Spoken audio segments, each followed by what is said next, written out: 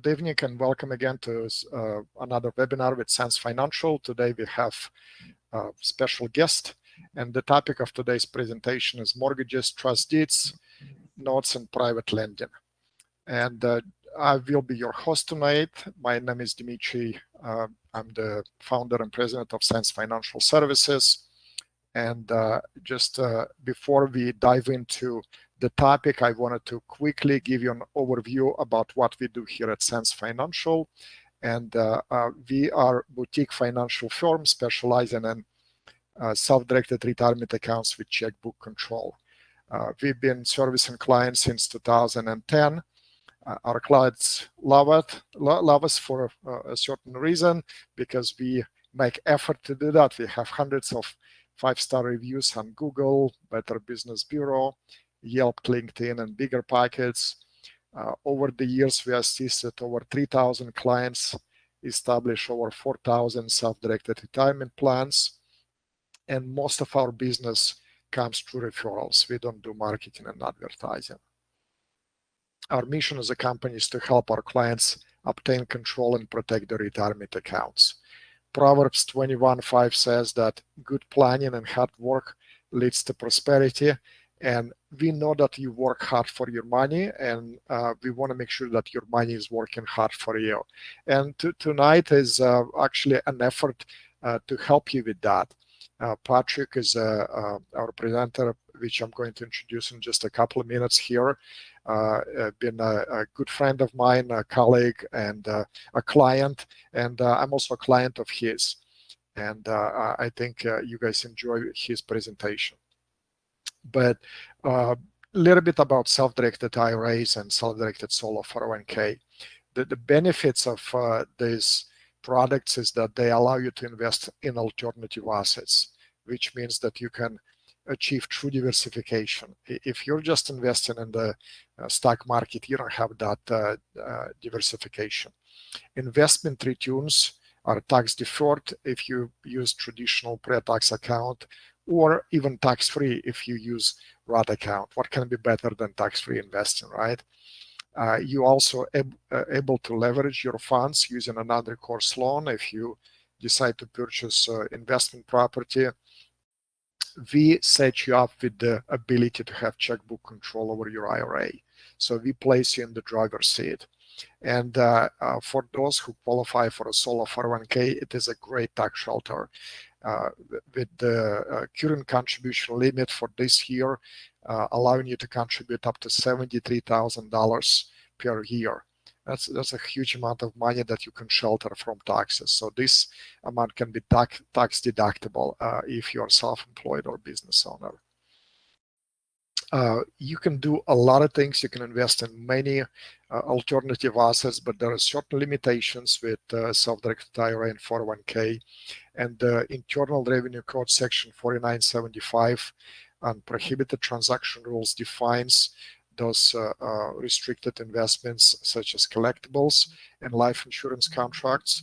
And in addition to that, your plan, your IRA or 401k cannot engage in any transaction with disqualified person. What does the true diversification means? The credit for this cartoon goes to my daughter, but I think it illustrates the point perfectly. Man holds the basket, which represents the stock market, and the bottom fell off. All the eggs are broken.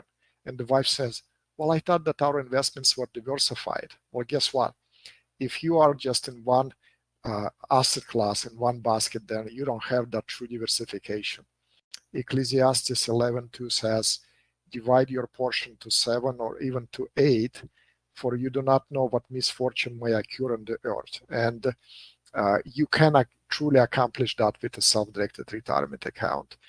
A true diversification means unlimited investment options. You can invest in residential real estate, commercial real estate, tax liens and tax deeds, precious metals, cryptocurrency. And you can use your IRA or 401k as a bank. You can actually become the lender. You can become a bank. Patrick will talk about this. And with this, I'm going to go ahead and bring Patrick up. Patrick has been Let me go ahead, make sure that he's able to share his screen. Patrick is a real estate professional who began his career at Marshall Reddick more than 20 years ago. He has extensive experience in underwriting, analysis, and management of private credit investments with more than 3,000 loans funded and default rate under 2%. Pretty impressive. Today, as the Director of Private Lending, his focus is twofold. First is oversight of his actively managed, fully staffed private lending team housed in Newport Beach.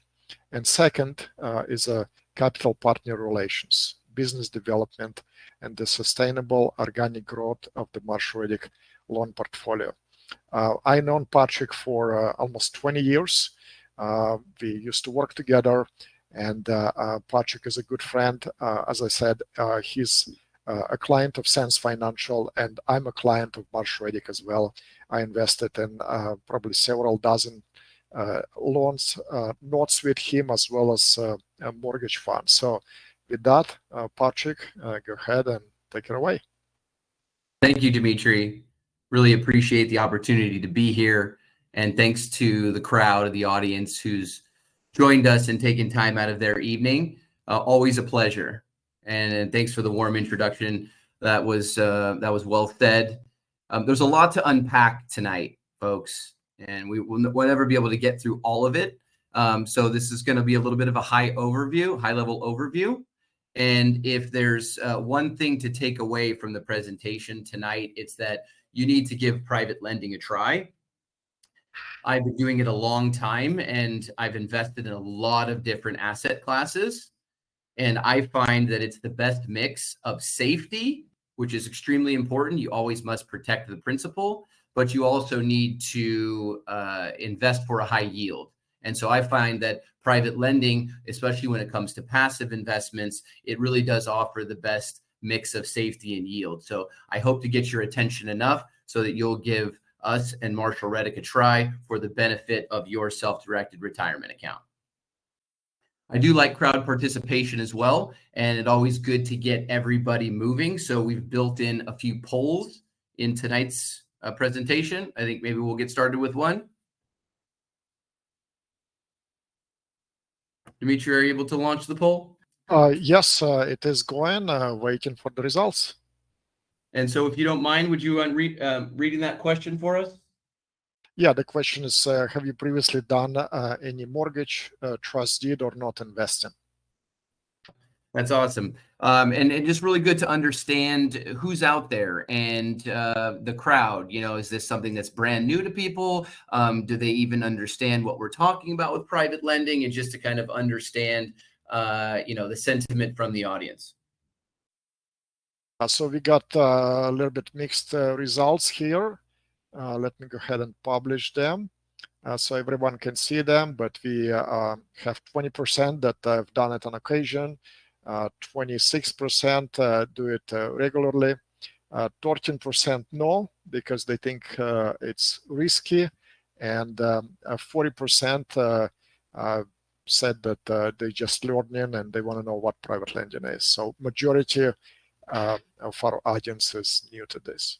Oh, that's awesome. Thanks so much for the participation. And I hope to address everyone, no matter what you voted for there, especially for those folks who seem to think it's risky. As from my perspective, especially amidst a sort of a volatile economic market that we've experienced of late, and the rising interest rates, and some people on the fence about what real estate's going to do, commercial, residential, and so on. I really do believe that a first lien position private loan at a favorable loan to value is one of the safest possible investments that you could be in, as you definitely have underlying collateral, which you can't say for a lot of investments, including equity investments in the stock market. So thanks for your participation. Just a little bit of an agenda as we move forward. We'll talk a minute about Marshall Reddick. That's the firm I work for. We'll have various interjections and answers on some education in terms of private lending, in some cases from the borrower's perspective. But again, tonight we're more talking about how you can utilize your capital, including your self-directed retirement account, to become the bank and invest in trust deeds, mortgages, and promissory notes. We will have a few more poll questions throughout, so I look forward to hearing from you guys again. We'll talk about the private financing operation that we run here at Marshall Reddick, including our online mortgage marketplace. And we'll also give you some just little tidbits on how to get involved, right? As well as our track record. Really important to understand that we're not a huge operation, and that's by design, but this by no means is our first rodeo as well. We've been doing this for the better part of a decade, with many thousands of loans and many, many happy customers. We'll also have some time at the end, I hope, for some dialogue on interest rates and where they're headed, as well as some questions from the crowd. First off, understand from Marshall Reddick perspective, the map here indicates our office footprint. So I work out of our Orange County, Newport Beach office, but the other places here, this is where Marshall Reddick has our own brick and mortar offices with our own W-2 and independent contractor staff, which would be real estate agents, property managers, and so on. This certainly does not represent our lending platform. We lend in other markets outside of these, but you will find that we have a stronghold and a big lending presence where our own offices are, where we have a lot of quality control and our own staff to call on in the event we need to. We do, however, only lend in markets that are favorable for the most part in terms of dealing with the lender, right? Potentially staying out of judicial foreclosure states, and in locations that we don't have a footprint, meaning we don't have relationships with real estate brokers and property managers and lawyers and all of those people that you need to have in your back pocket to run a successful private lending operation. Overall, from a high level, Marshall Reddick offers 3 different services: real estate brokerage, so helping people buy and sell homes; property management, of course, a lot of the home sales that we do are investment. And so, of course, those folks who are buying and owning rentals, they need property management. And then, of course, our private financing arm, which is the arm of the business that I lead here from our Newport office. And this session focus, as I mentioned, is going to be really revolving around you as the lender and how you can make money lending money via our private financing program. And some of those buzzwords out there we've talked about: mortgages, trust deeds, note investing. Those are all words for private lending and what we offer here at Marshall Reddick in our private financing division. So important to understand and kind of define, maybe this is for that 40% that is just here and just learning, but private money is not new. It's a commonly used term in banking, and really it's about the lending money to another by a private individual or organization. So not centralized banking necessarily, as banks, of course, have traditionally been the sources of financing, where private money has non-traditional qualifying guidelines, and thus there's traditionally less red tape. And what's missing from this definition that I have there at the bottom as it pertains to Marshall Reddick is that we only do secured private lending. And the security that we will accept in exchange for our private loans is residential real estate only. So multifamily property is okay, but when it comes to commercial in terms of office, medical, industrial, and so on, we don't make those loans. So again, multifamily is okay, but we really do prefer single family homes. We're going to jump into another poll question. Dimitri, if you'd help me again, please. Sure, let me get that going.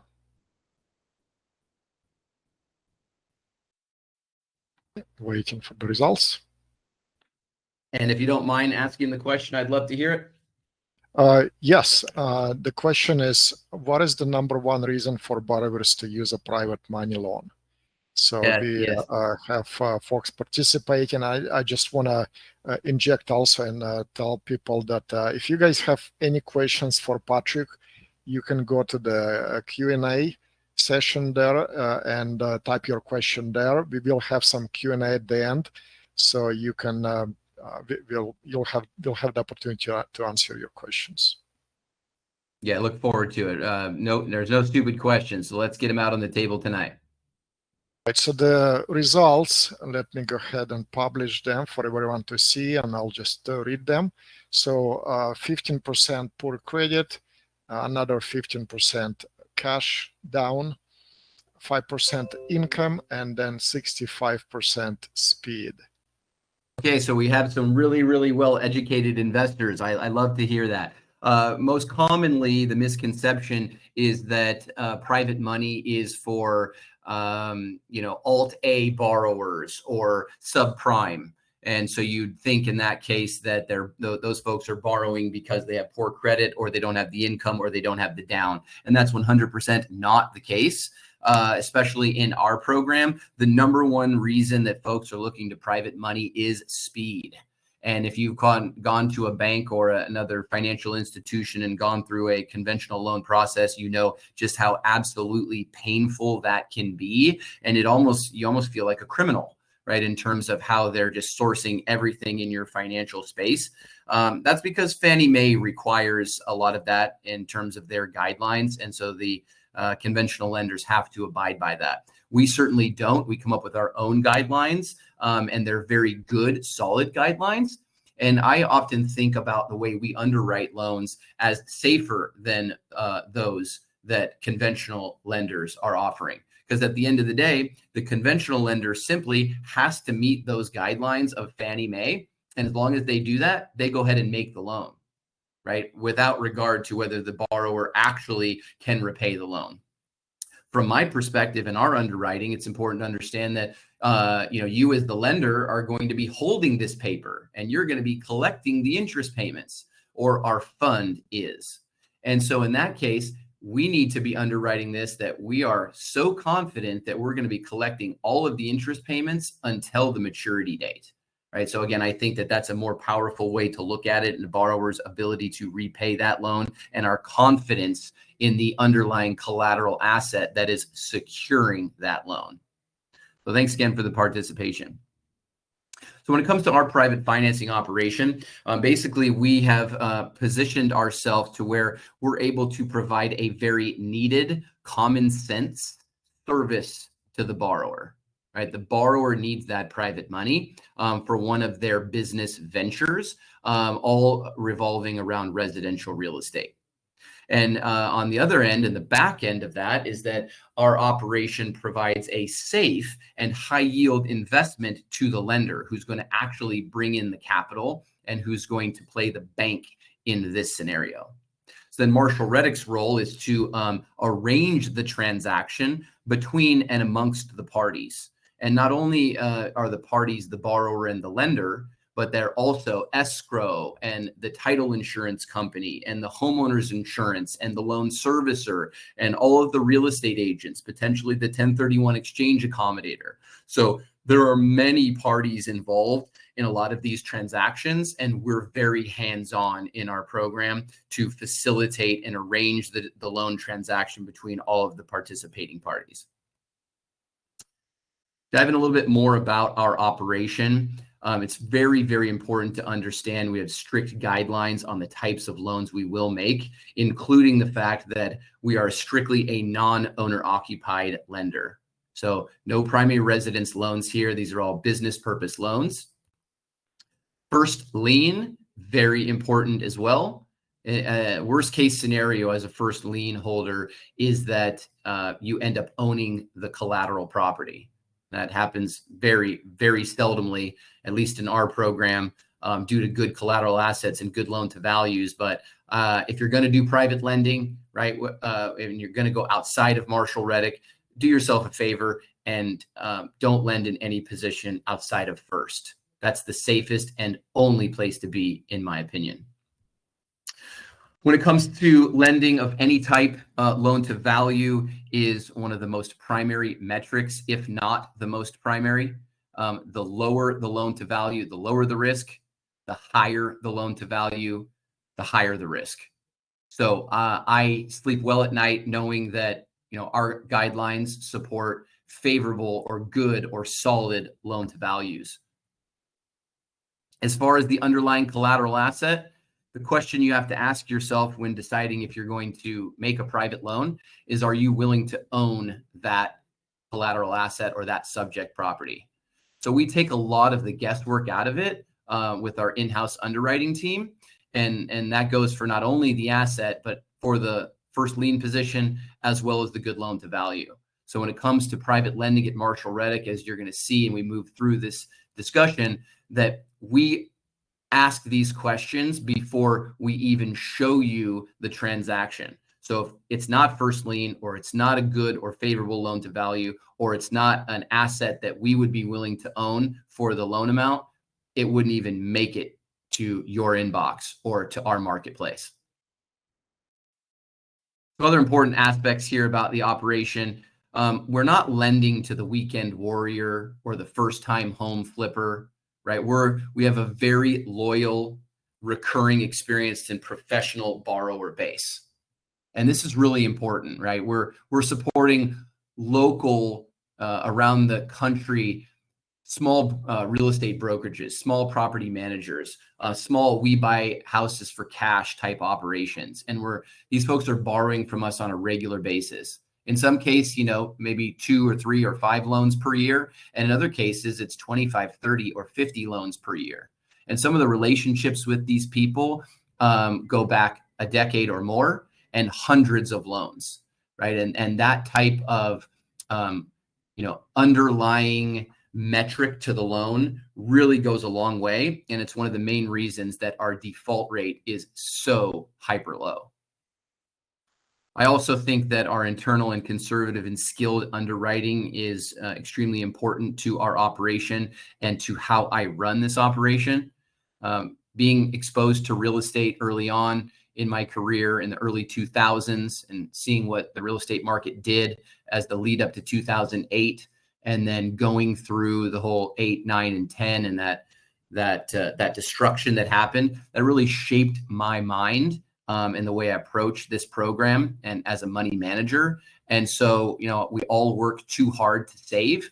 And so principal preservation is always paramount when it comes to investing money. And so you're going to find that is the case with us in our private financing operation. Just very conservative, very skilled underwriting. We're going to make sure that we're going to get those dollars back, and we're going to have a great experience doing it. We currently manage about $100 million. So again, we're not a huge operation, but certainly this is not our first rodeo. We're originating someplace between 30 and 50 loans per month. That's an average. And we currently have roughly 589 loans in our pipeline. So 589 loans out that each have an individual lender and each have an individual borrower. Some lenders have more than one loan about that 589, and certainly some borrowers have more than one of the 589, but it's just important to kind of understand, what does this program look like that we're managing on a day-to-day basis? A little bit further, understand who are our borrowers and who are our lenders. So we touched a little bit on the borrowers, that these are all real estate professionals. Probably our biggest clientele is the we buy houses for cash operations. And you see some of those commercials on TV now. You see those signs around town that say, off market flip and so on. So that's probably our largest. But we also are working with a lot of small home builders, spec home builders, custom home builders that are building infill new construction. So we do a lot of ground up new construction loans.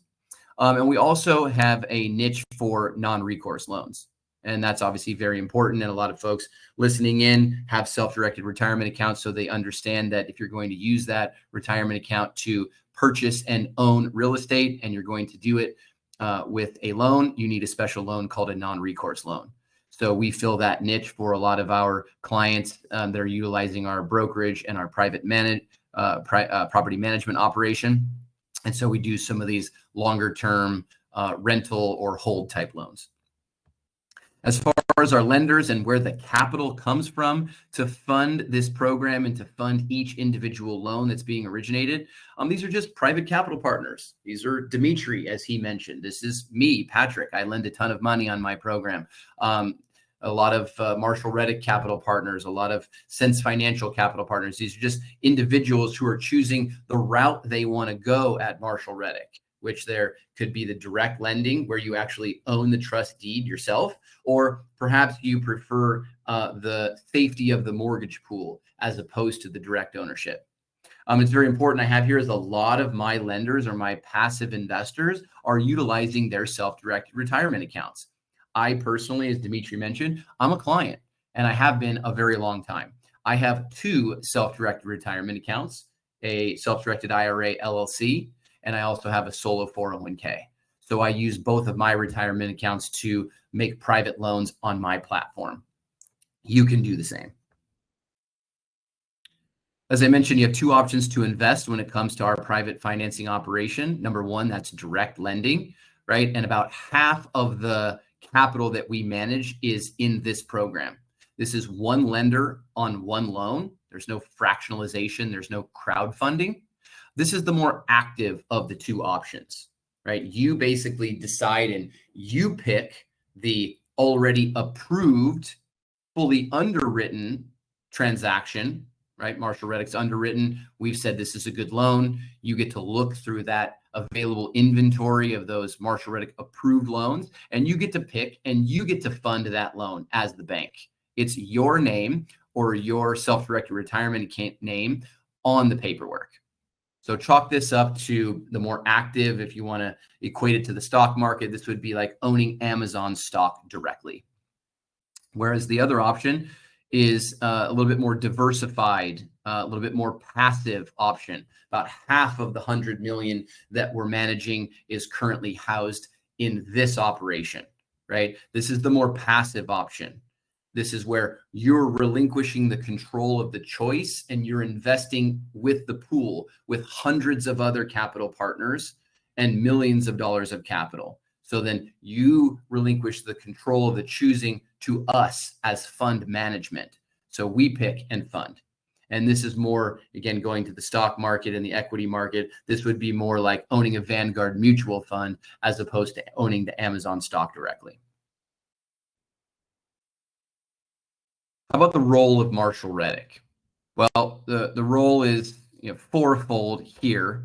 Obviously, we have the shop. We have the operation. It's our role to attract the clients and to build the relationships. Relationships in real estate are terribly important. So we are constantly attracting the borrowers. We're building the relationship.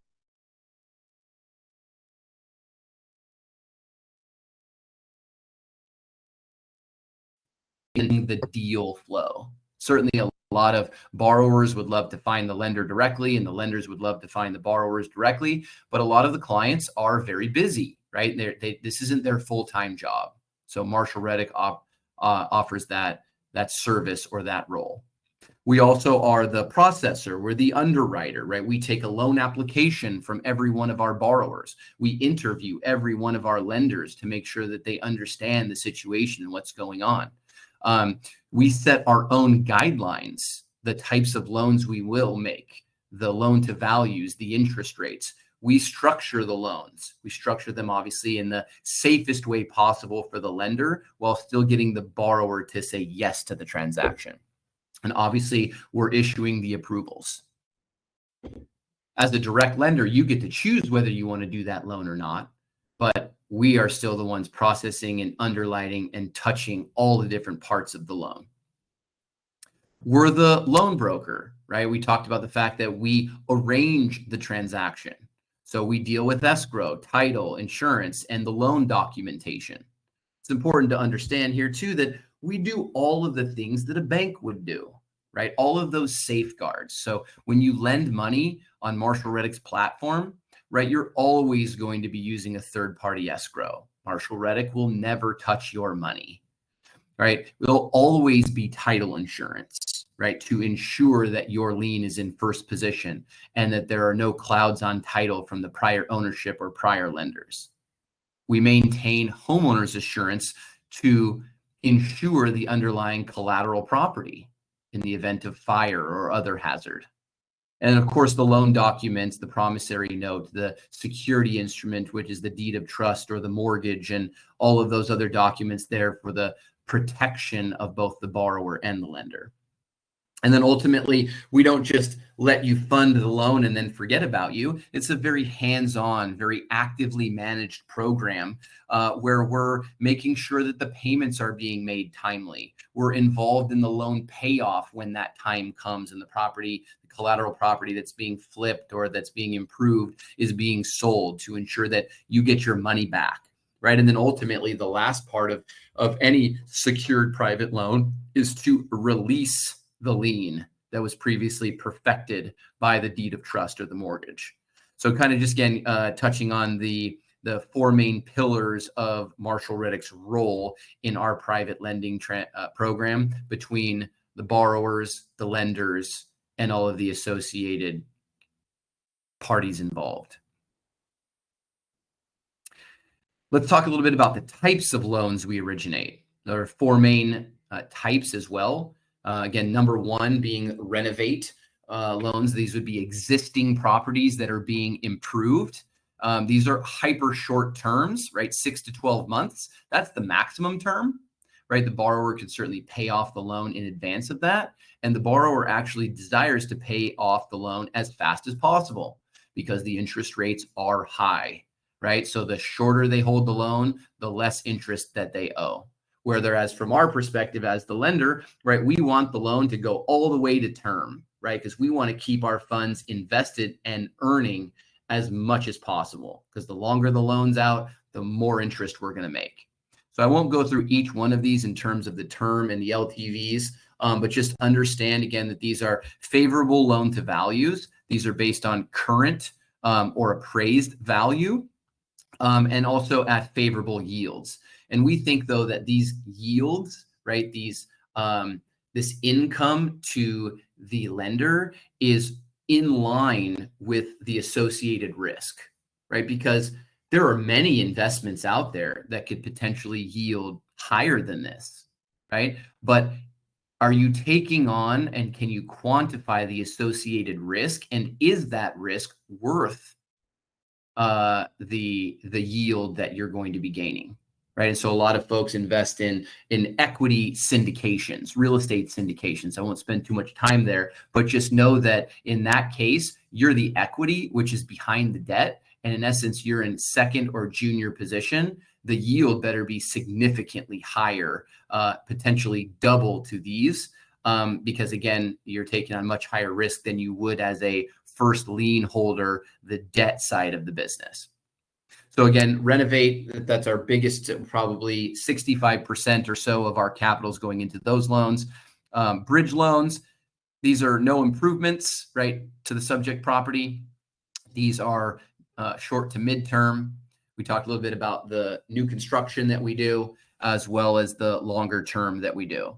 Again, you as the lender, if you want to be a direct lender, you get to pick which program you want to be in based on the underlying deal.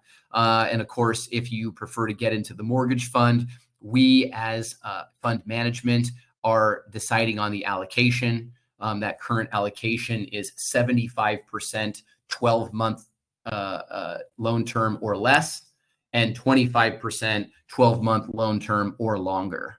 So we are very pro short-term debt that allows us to constantly revisit the interest rates based in a volatile interest rate market, that allows us to constantly adjust our loan to values in a changing market and to really reprice and reassess things. So that's our preference as much opposed to longer term debt where once the debt is set, there's no options to change it except for selling the debt, which is certainly something you don't want to be in the position to have to do.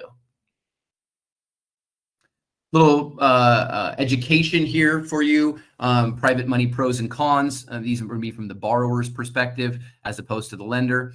So speed, we talked about that. Allows the borrower to scoop up bargain properties.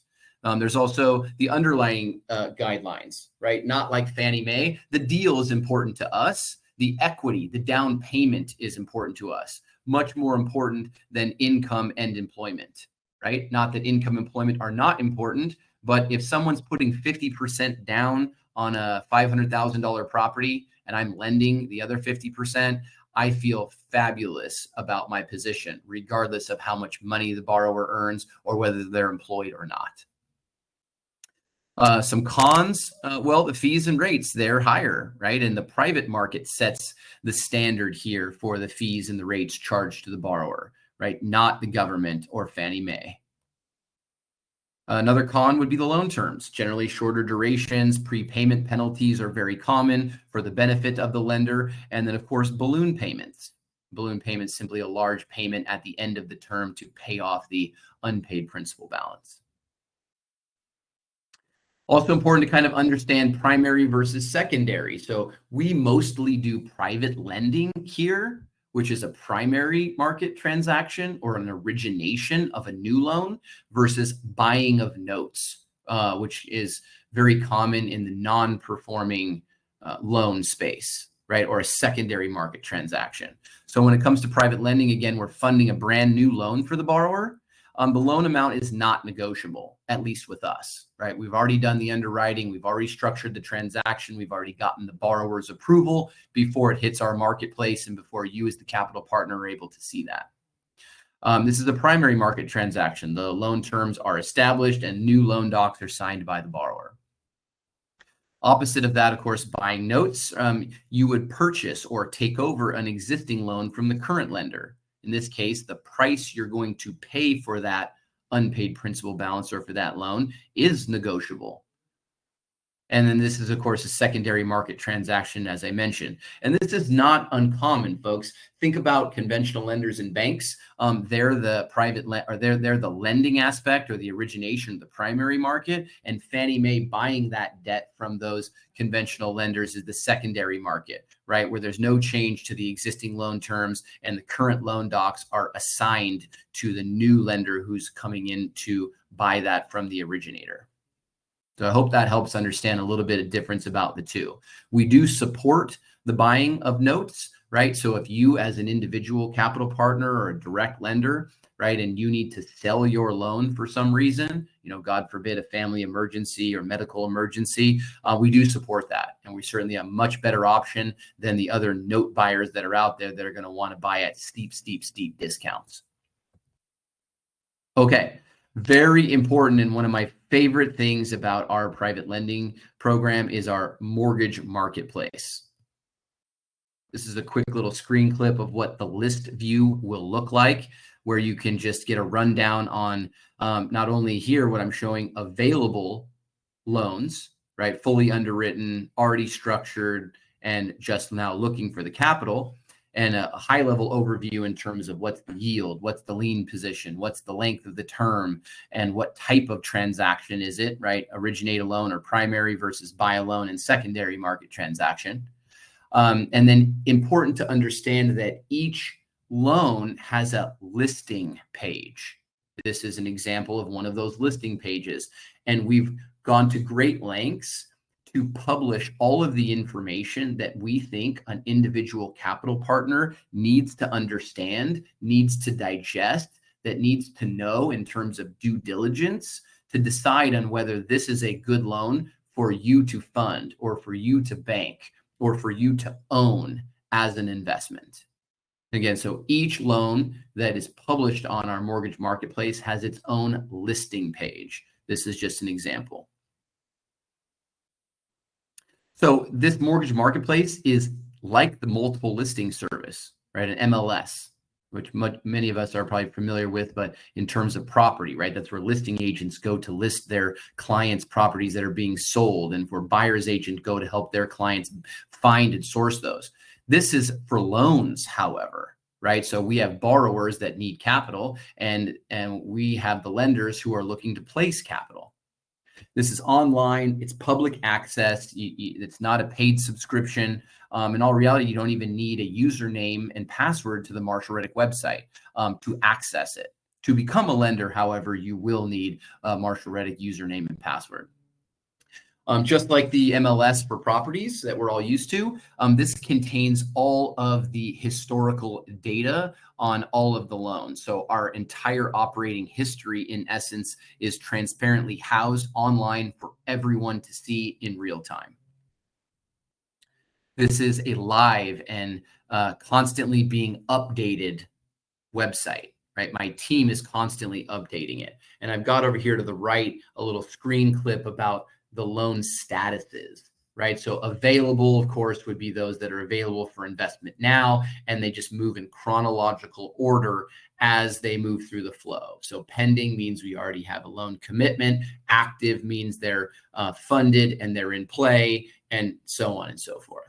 So again, this marketplace is being updated 24/7. This is where you go to find our deal flow and to shop for investments. So after doing this for many, many years, we have hundreds, maybe thousands of people looking at this marketplace every single day. So it is competitive. It is fast moving, but there's plenty of deals to go around. There's plenty to review, and you can learn on the fly by seeing what other investors, just like yourself, what types of loans are they funding. All right, Dimitri, if you're still there, let's get the crowd back involved with the third poll question. Okay, the poll question is, what is the most important when considering a mortgage, trust deed, or not investing? Waiting for the results. Also very good. I love this question. What is most important? We touched on this, so if you were paying attention, you'll know my answer.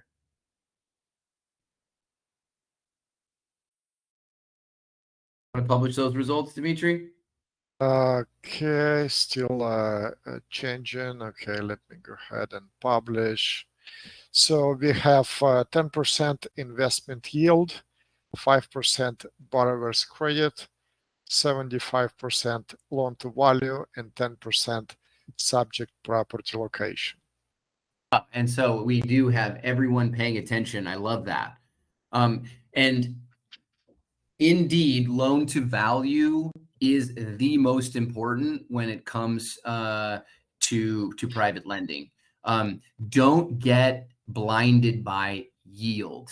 That happens a lot. And of course, the most competitive loans on my marketplace are always those that are yielding 12 or 13%. For some reason, everybody wants those deals. And obviously, I understand that. And that makes sense. And I don't think that any loans that we publish are risky per se. They all, again, that first lien position, they're all fully underwritten. They all meet our internal guidelines. But nonetheless, the higher risk, the higher reward. So those higher yielding are going to be the higher loan to value loans. But the others are just not as important. Subject property location is a close second. But really when it comes to borrower FICO and so on, those are important, but much less important than loan to value. So thanks for the participation. All right, let's talk a little bit about how to get involved with Marshall Reddick. One of the most important things here is going to be build a relationship. You really want to get to know who you're working with. You want to get involved. You want to get on a first name basis, on an email basis. And as I mentioned earlier, you need to give us a try, right? I'm very confident that you're going to be satisfied with the level of customer service that we provide, the level of safety that we provide. And, it's all about being friends. And so we desire to build a relationship with you, and we encourage you to desire to build a relationship with us. So first step, visit our website, create an account, explore, right? Remember that marketplace is public and open. You need to learn how to navigate our mortgage marketplace. There's a lot of data there, and it can be confusing at times. It's actually very simple. And once you get involved, and once you learn how to use it, you're going to be able to easily see our deal flow and track what we're doing.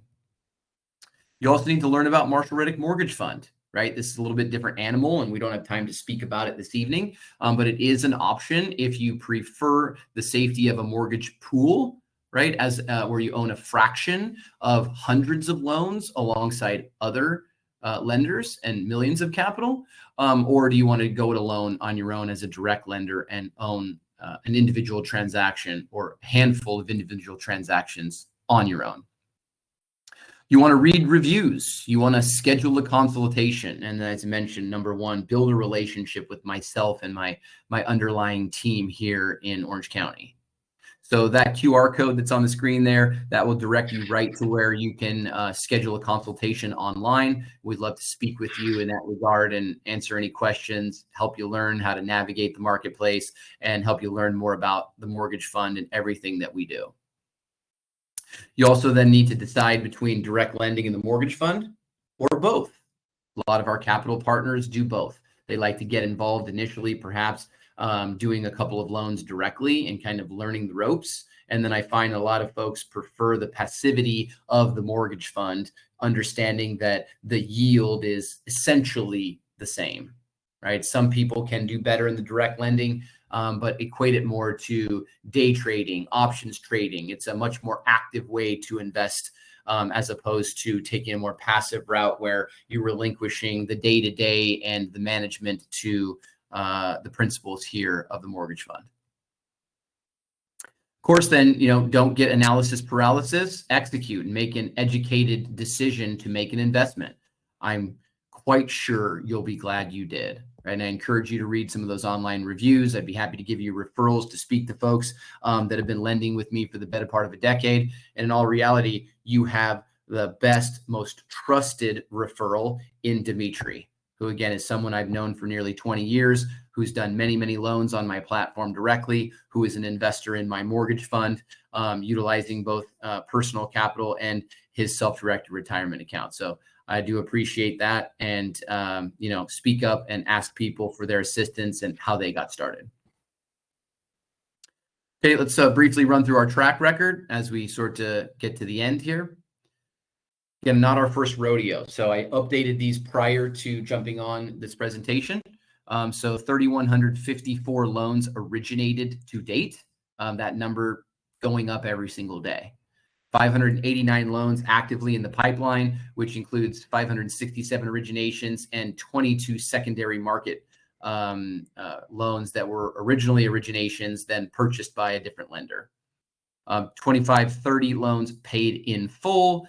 So full interest, full principal, no hiccups, exactly how you'd like it to work. And of course, we do have some default. Right? Defaults are a part of lending money, whether it's private, conventional, or otherwise. We have a total of 57 of those. So quick math formula there. Of our entire operating history, we're a little under 2% in terms of that default rate.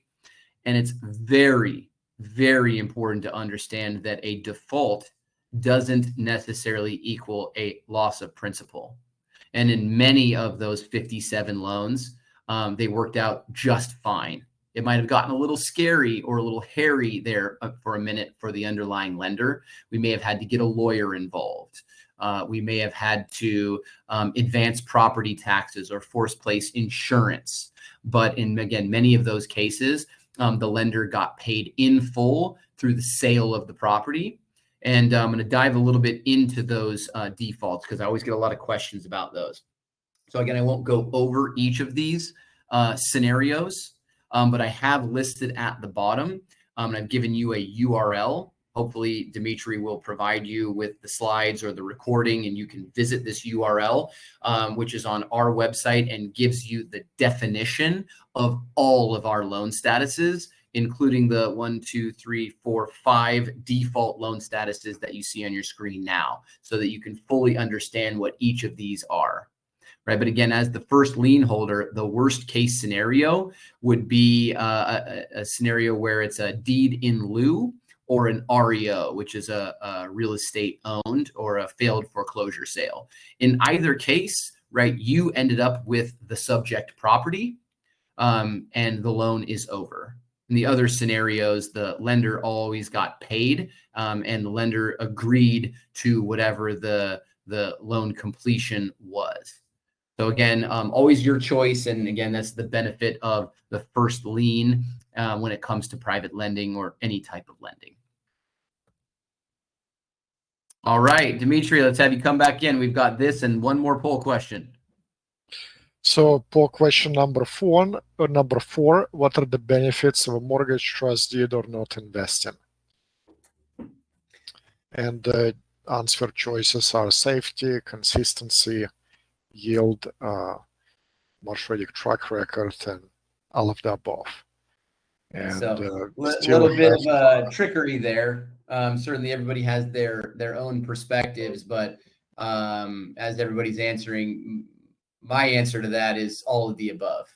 As I mentioned, sort of getting started, the private lending really offers the safest place for the highest yield, and a monthly fixed interest payment at a good yield is just lovely, right? Especially if you've got a solid loan to value. And of course, if you throw in the Marshall Reddick track record that we just went over, I think that this is a special place for investors to be. It's certainly a place that I believe in and invest most of my liquid net worth into. It's just an important question that you folks want to be asking any service provider that you work with, right? So take your financial advisor who's asking you to get into this stock or this mutual fund. The question I would ask them is, are you invested in that? So I'm happy to say if any investor considering investing with us and me in our private lending program, I absolutely do. And I'd be happy to show you all of the different deals that I have personally done with my own personal capital. What were the results there, Dimitri? Most people answered all of the above, 88%. Very good. Thanks, folks, for the participation. Okay, sort of a wild economic time. We talked about that briefly. We've had, let's see, I think 18 or 20 months or so of rising interest rates. I think it started happening back in March of maybe 22. So we'll be coming up on a 2-year anniversary in March of 2024. So it's just really an interesting time. I think the Fed should have maybe gotten involved in raising interest rates much earlier on. I think that they were hesitant to do so post 2008 in the Great Recession and held them very, very low. I think they intended maybe to try and do that before the onset of the pandemic. And then, of course, they dropped again. And then now, of course, inflation out of control. They have no choice but to try and raise them, which creates its own unique problems. And I think we saw those problems with the rapid rise in the interest rates, with the failures of Silicon Valley Bank, Signature, some of those other banks that were out there. And I think the Fed's in a real conundrum in terms of, what they're able to do. And it's really unfortunate. So everybody knows who we've got on the screen here, Mr. Powell, and he's celebrity status today, if you will.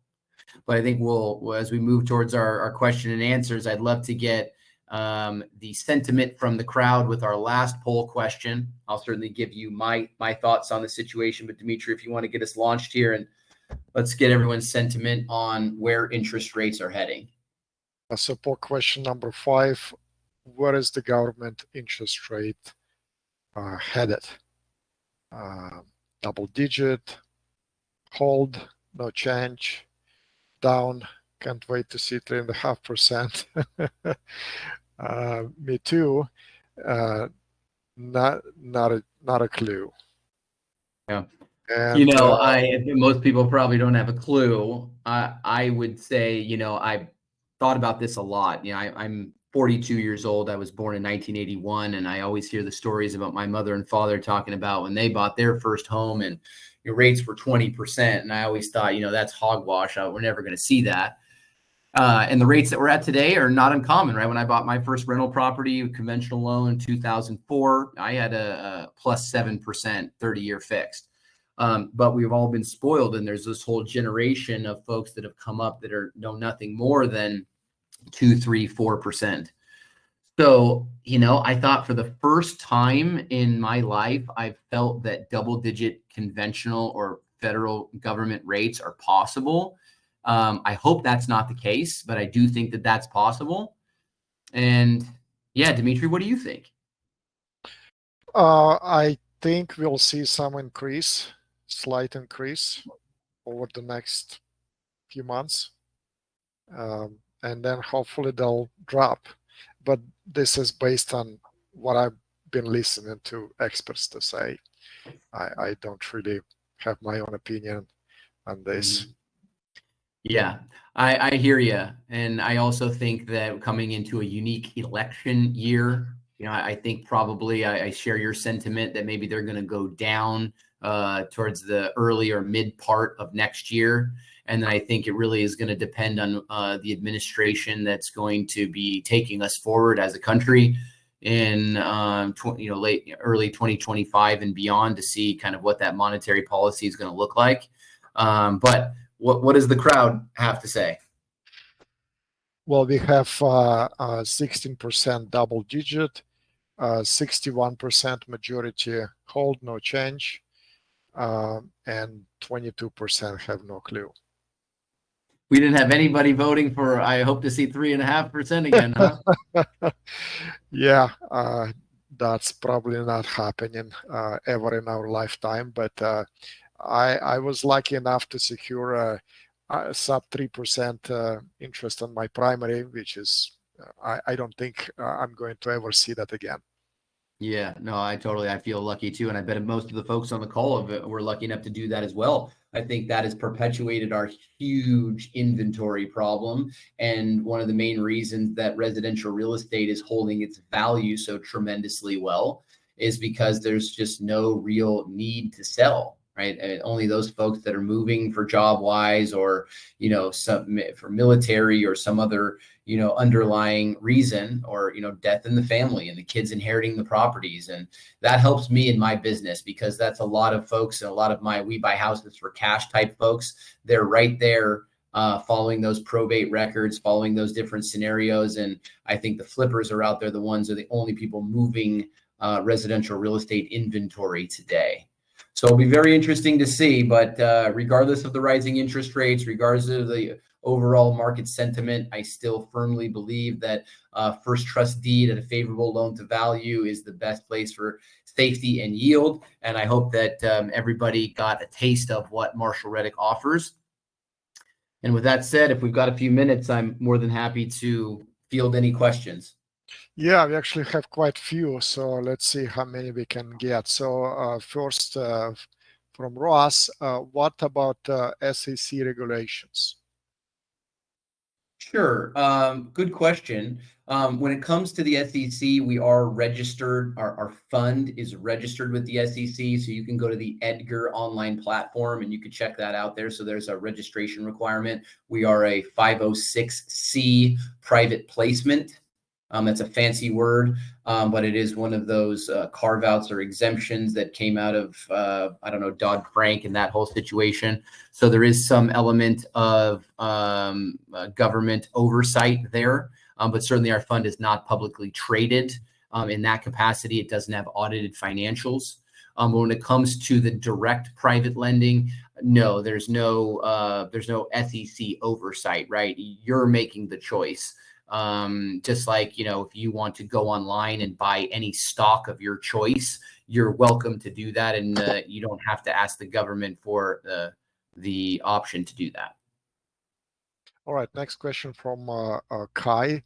Do you have a legal team and funds set aside to intervene in case of a borrower's default and the lender has to take possession of the property? You touched on this certainly, but anything to add? Yeah, absolutely. It's a great question, right? Again, there's two variations. There's direct lending and there's the mortgage fund. So 100%, internally, Marshall Reddick, we have a legal team, and we have, that legal teams around the country. They're state specific. Each state has their own unique laws. And of course, the mortgage fund has capital set aside and an allocation for defaults if they do occur. However, it's important to note that if you're going to be a direct lender, right, you are the party who needs to have the capital set aside, and you're the party who's going to need to cover the attorney cost. Now, we allow you to leverage our resources and we consult with you in the event of default. I mean, chances are we're going to tell you that a loan's defaulting before you're going to know that it's going to default, right? Because we're connected with the borrower and we're monitoring the insurance and the property taxes. But at the end of the day, as a direct lender, you're choosing to fund that loan. So we're here to help 100% of the way and utilize our resources to do so, but at your expense and ultimately at your choice. It's your decision on how to move forward. We can just give you the tools and our recommendations on how we would handle. Next question from James. I noticed on your website a loan for sale for $50,000 in Florida. I have a self-directed IRA LLC with Sense Financial. I only have about half the funds available in my self-directed IRA at this time to fund the loan. Can I use another cash account alongside with my self-directed IRA LLC to fund this loan? Well, I'm going to have you answer some of that, Dimitri. But first, I'll point out that we do prefer it's one lender on one loan. Now, the unique situation that was being described there is partnering up self-directed retirement funds with other funds that are yours. So that we're going to look to Dimitri for conversation on disqualified transaction potentially. But on the surface level, I don't have a problem. Let's say if it was an individual person and that individual person's LLC, right? Those two parties are owned and managed by the same individual, and therefore we would allow fractionalization on that particular loan in that type of scenario. But I'll let Dimitri speak to the advisability of the question. Yeah, it's we're now getting a little bit into gray area because you are now partnering with a disqualified person, and if everything goes well, then that's fine. But if there is a default, then that potentially can lead into a prohibited transaction. So it's not the best scenario. You can partner with a non-disqualified person, but I don't believe Patrick, you will accommodate that. But yeah, something that I guess discuss. Yeah, when it comes to partnering up people that don't know each other on an individual loan, right? Again, if the loan goes fine, that's fine. But if it's in a default, and let's say we had 2 or 3 lenders that don't know each other that are partnered up that all have to agree on the path forward, it gets messy. So we prefer not to do that. And so our overwhelming majority of our loans are, again, one lender on one loan. The alternative there, is the mortgage fund, right? Which does have a low minimum threshold of investment at $25,000. So if you've got half of that amount and you can qualify for an investment there, that would be your best bet if you're uncomfortable partnering up with personal funds. All right. Next from Jamie asking, when you calculate LTV, is it based on purchase value or ARV? That depends on the situation, and we publish both metrics. If it is a renovate loan that does have upside or will be improved, then we're going to show you various different metrics, including loan to purchase price, loan to current market value or appraised value, and loan to after renovation value. Each mortgage listing that we have has those associated LTVs. If you revert back to the slide I showed earlier, that had loan to current market or appraised value, not loan to after renovation value. The maximum we'll go on loan to after renovation value is 70%. All right. Next question from Jamie. Also, in case of a default, how does any of the lenders has any of the lenders kept the property and rented it out? Oh, absolutely. When I showed that list of 57 defaults and those 20 deed in lieu transactions, which is actually the majority, you never want to go into this from a predatory lending perspective, although some people like to do that. At the end of the day, if there is a default and you prefer to simply take the property, we get the borrower's agreement to do that, or there's a foreclosure situation. Yes, I think that the majority of those 20 kept the property and turned a lemon into an orange, or whatever that scenario is. By all means, that's your perspective. I've also seen people take those properties, finish the improvements or the renovations, and list them on the market and sell them at a premium. So again, by no means does a default equal a loss of principal. It just means we've got to take action to protect your interest in the subject property. All right, next question from Agata, who says, does one need to be a accredited investor to invest with you? That's a great question. Yes, 100% on the mortgage fund side with the SEC oversight. We, as a 506c, can only take investments from accredited investors, which are high income earners or relatively high net worth. On the direct lending side, it's not as regulated, and it's more of an interview process to understand, hey, can you quantify what's going on here? Do you understand the associated risks? Can you bear the potential risk of loss? And so we're very hands-on in that regard to interview that capital partner to determine their aptitude before we'll accept their commitment. We certainly don't just take anybody's money off the street that's willing to lend us their last and only 50,000. That's just unacceptable from a fiduciary and ethical standpoint, in my perspective. All right, next question from Raphael. Do you guys have a wholesale division that partners with mortgage brokers?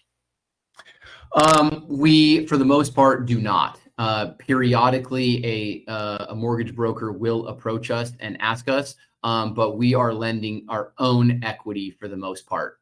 Right, we don't have a wholesale or some kind of line of credit that is funding these. We're using money from direct lenders like yourself or our mortgage fund, right? So that has allowed us to stay small, which has allowed us to keep a really good handle on our overall program, and again, keep that default extremely low, and to have relationships with all of our borrowers and all of our capital partners, which is how we'd like to keep it.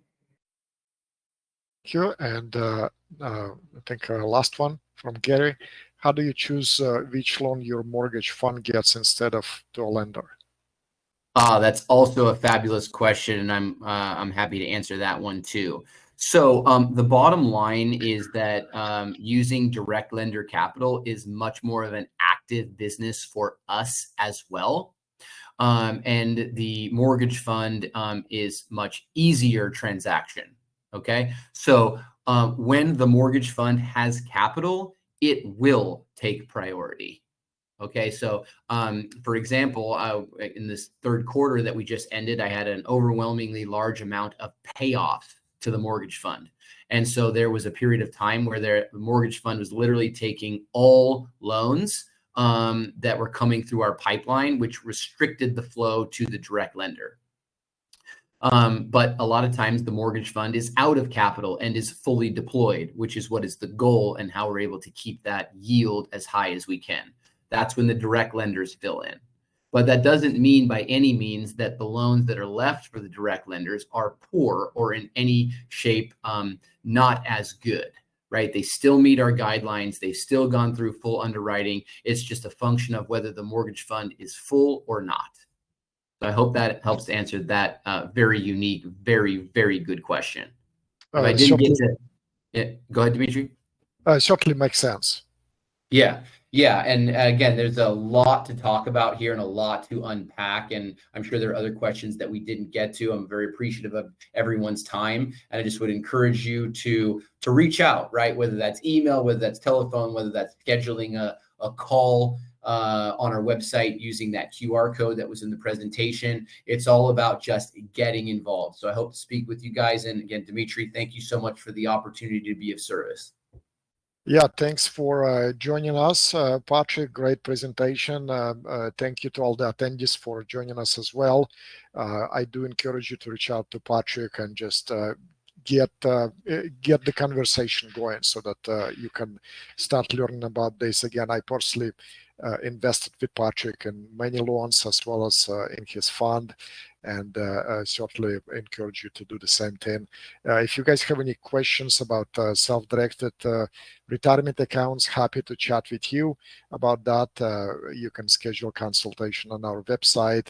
I'm happy to just kind of brainstorm with you, get into your shoes and see what's best for you.